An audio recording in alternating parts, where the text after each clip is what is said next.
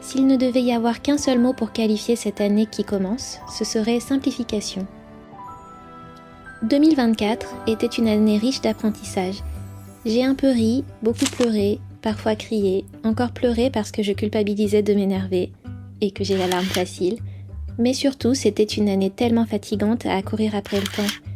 En 2025, j'ai décidé de prendre ma revanche sur mon manque de temps. Bonjour et bienvenue sur ma chaîne. Je m'appelle Neda et je partage ici mon chemin sur la voie de l'illustration et de la peinture. Avant de rentrer dans le vif du sujet, je tiens évidemment à vous souhaiter une merveilleuse année 2025, qu'elle soit peuplée de petits ou de grands pas vers vos rêves dans la sérénité et l'épanouissement. Et surtout, je vous souhaite à vous et à vos proches d'être en bonne santé physique et mentale parce qu'on ne le répète jamais assez, c'est là que tout commence.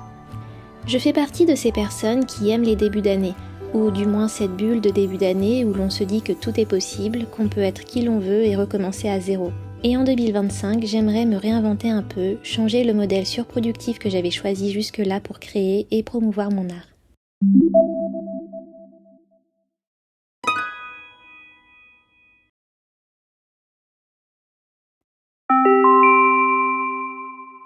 Déjà, s'il ne devait y avoir qu'un seul mot pour qualifier cette année, ce serait simplification.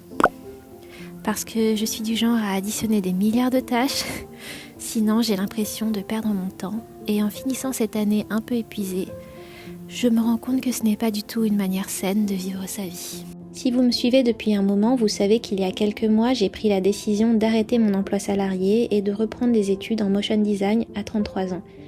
Sauf que ce que vous ne savez pas, c'est que la formation que j'ai trouvée se concentre sur 2 jours de la semaine. Et plutôt que de saisir cela comme une opportunité d'enfin prendre un peu de temps calme, j'ai décidé de boucher chaque minute de ma semaine avec d'autres formations. C'est passionnant et épanouissant, j'adore me former, mais comme je n'aime pas faire les choses à moitié, je me retrouve dans cette situation où j'ai une masse de travail énorme pour toutes ces formations pour atteindre tous mes objectifs. Alors quel est mon plan d'attaque pour simplifier ma vie ? Déjà, et même si c'est à contre-cœur, je vais commencer par élaguer toutes les formations que j'avais commencées et que je n'ai payées que pour un seul semestre. Ensuite, j'ai décidé de simplifier ma présence sur les réseaux sociaux. D'abord sur Instagram, c'est quelque chose que j'ai commencé à faire depuis l'an dernier, mais j'ai arrêté de voir cette plateforme comme une plateforme de promotion et maintenant c'est pour moi ce que ça aurait dû être depuis le début. Un réseau social où je trouve de l'inspiration et où je me connecte avec des personnes qui partagent les mêmes valeurs et intérêts que moi. Si vous me suivez sur Instagram, vous n'avez peut-être pas vu la différence, mais pour moi c'est vraiment un poids qui se détache. Cela fait plus d'1 an que je n'ai pas regardé mes statistiques sur Insta. J'ai arrêté d'essayer de comprendre pourquoi telle ou telle publication marche ou ne marche pas. En réalité, je m'en fiche totalement et le fait de ne pas être dans une recherche de performance, ça me permet d'apprécier beaucoup mieux les moments où je vais sur l'appli. Ensuite, j'abandonne l'idée de vouloir me mettre sur d'autres réseaux. À un moment, je m'étais mis en tête qu'il fallait que je teste TikTok, notamment parce qu'en recherchant une alternance le printemps dernier, je me suis rendu compte que beaucoup d'entreprises étaient à la recherche de profils à l'aise avec les réseaux sociaux et notamment TikTok. Mais je n'ai clairement pas l'énergie mentale pour ça et ce n'est vraiment pas un réseau qui m'a attirée depuis le début. Et là, on rentre dans la partie crève-cœur parce que je vais vous parler de YouTube et de l'avenir de ma chaîne. J'adore la création sur YouTube et d'ailleurs j'avais déjà quasiment fini la planification de 52 vidéos pour cette année, 1 par semaine. Mais si je veux pouvoir finir mes formations en y donnant le temps qu'il faut, ça veut dire ralentir mon rythme sur les vidéos. Et je crois que le bon rythme, ce serait 1 vidéo par mois, voire 1 seconde, avec du test de matériel, parce que j'adore ça et on en parlera plus tard, mais expérimenter est également l'un de mes objectifs de cette année. Je voulais refondre totalement mon site internet cette année. La plupart des projets y sont obsolètes et la navigation n'est pas complètement claire, mais je pense que ça se fera petit à petit et pas en une seule fois comme je l'avais imaginé. La bonne stratégie, il me semble, ce serait de me donner 1 demi-journée par mois consacrée à améliorer les choses et à mettre à jour ma boutique en ligne plutôt que de me mettre la pression. En 2024, malgré le fait que je revendique être une artiste traditionnelle, J'ai eu l'impression de passer énormément de temps scotché à mon écran. En 2025, je pense que je vais arrêter de m'imposer des sujets qui me font produire des peintures en quantité, parce que cela signifie énormément de post-production, on va dire, enfin, de scan et de nettoyage après coup. Et je vais me concentrer sur le principal, qui est la création. J'aimerais prendre le temps de peindre de grands formats pour moi aussi. M'autoriser à le faire, même si ça veut dire ne pas avoir de contenu à montrer pendant plusieurs mois, et surtout expérimenter d'autres médiums, mélanger les matières. Je suis tombée dans la marmite magique de la gouache cet automne et je crois que le combo aquarelle gouache crayon de couleur va être roi cette année. Et j'aimerais également reprendre les pastels à l'huile parce que j'adore ça, même si on ne s'en rend franchement pas compte sur mes canaux. Oh, et j'ai une idée super cool pour le April Bird Challenge cette année. Restez dans le coin parce que je pense que ça va vous plaire aussi et je crois que ça va se passer surtout sur YouTube. Mais surtout, j'aimerais bouger plus, pas forcément à l'autre bout du monde, mais me créer des opportunités de peindre dehors, dans des bois, dans des parcs, prendre le risque que quelqu'un vienne s'asseoir à côté de moi sur un banc pendant que je peins des bernaches pour me raconter sa vie. C'est ce genre d'expérience que j'aimerais vivre cette année. J'en ai marre d'être une artiste d'appartement qui peint la nature.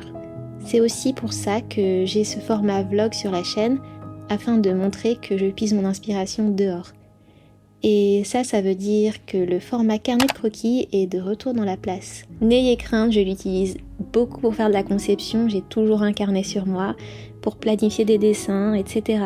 Mais cette année, je vais être honnête, j'ai utilisé très peu de carnet de croquis pour faire de la création pure et imaginer de nouvelles choses, de nouveaux mélanges, expérimenter.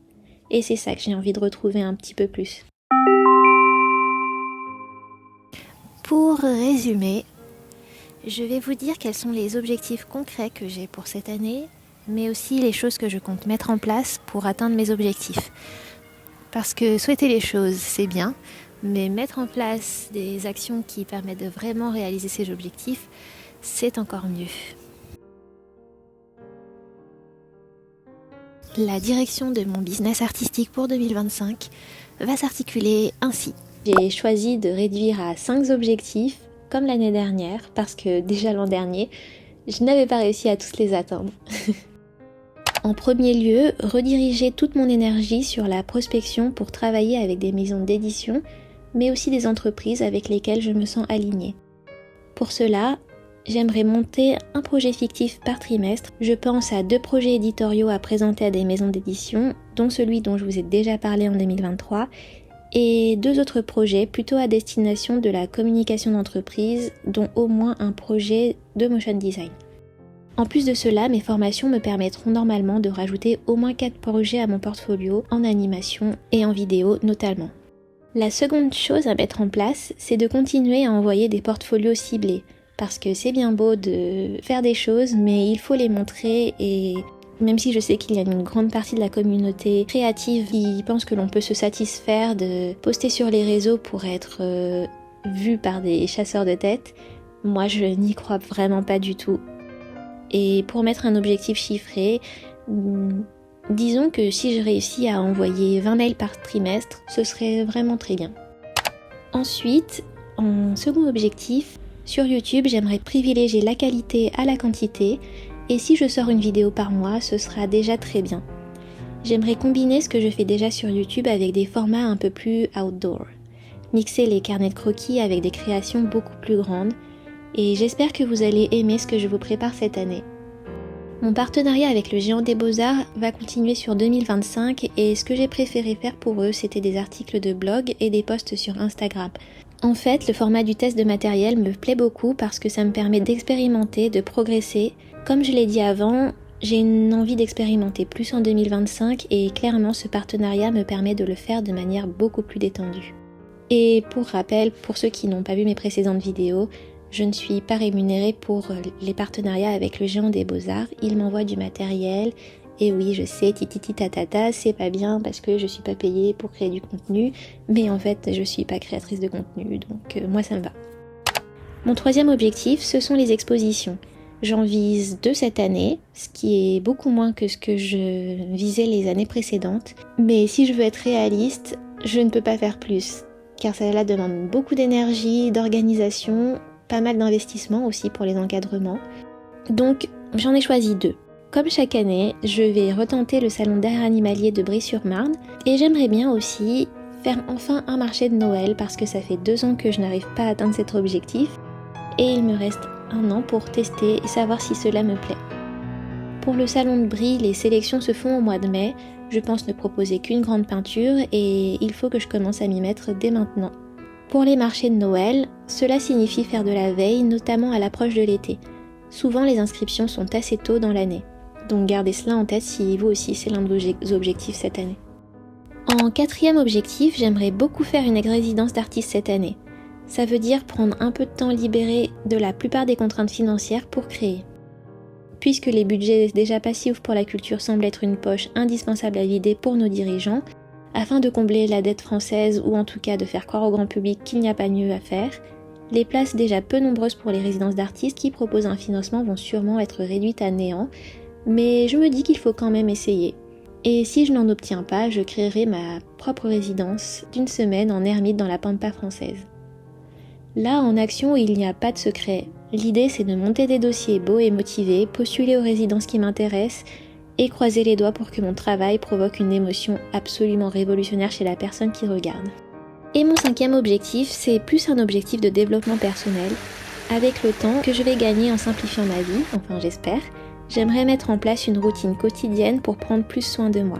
Si je peux me réserver 1 heure par jour pour me faire cette routine, ce serait 20 minutes pour planifier, parce que j'adore ça, et que ça me permet de mieux dormir, 10 minutes pour faire une méditation guidée, parce que pareil, ça me permet de mieux dormir, 10 minutes pour lire, parce que j'ai une pile à lire, mais vous n'imaginez même pas le truc, 20 minutes pour marcher ou faire des étirements.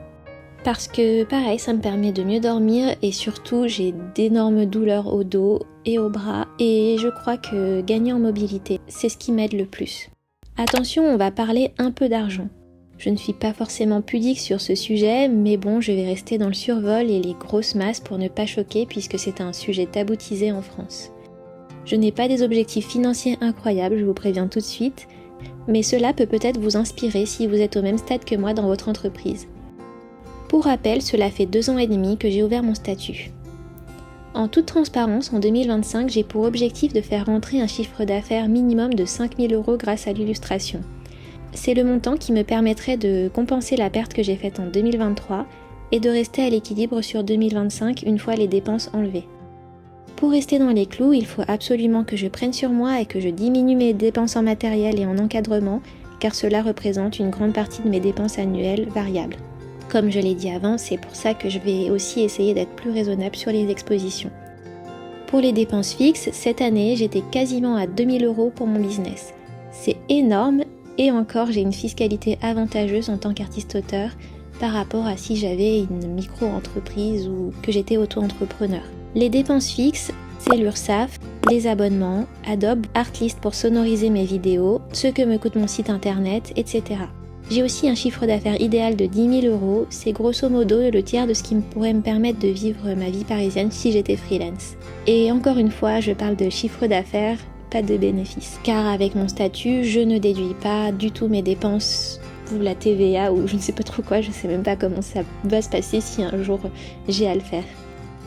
À l'origine, j'avais pensé à tester la vente de print en édition limitée en 2025, mais à un moment, il faut être réaliste, je ne peux pas me permettre cet investissement non plus. Il y a trop peu de personnes intéressées par mon art. Je vais rajouter pour l'instant parce que j'ai quand même envie de rester positive. Il y a trop peu de personnes intéressées par mon art pour l'instant pour que ce soit un projet raisonnable. Ma priorité est de me concentrer sur des missions avec des clients professionnels. D'ailleurs, j'ai commencé à préparer une vidéo bilan 2024 avec tous les projets professionnels sur lesquels j'ai pu travailler l'année dernière.